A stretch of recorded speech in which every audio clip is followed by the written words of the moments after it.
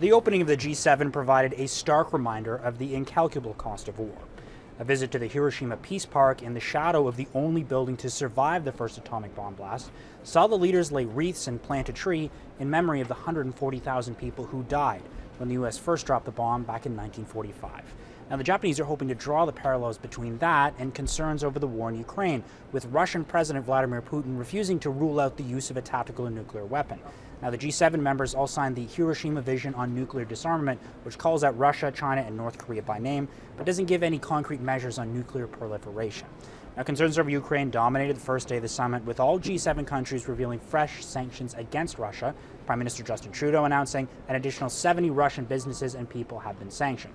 But those sanctions aren't the only thing Ukraine wants. Vladimir Zelensky is hoping the West will continue and increase the type and supply of weapons that they're giving to Kyiv. And he'll make that pitch to the leaders in person after Zelensky made a last-second decision to fly to Hiroshima for the summit. It's expected he'll request Western countries give Ukraine fighter jets, but also try and convince G7 guests Brazil and India, who've been reluctant to support Ukraine, to try to get them to change their position on the war. But supporting Ukraine is likely the easy part of the summit, with the leaders now moving on how to deal with China. And there's agreement around the table on the threat Beijing poses, but the challenge will be finding consensus on that issue. Mackenzie Gray, Global News, Hiroshima.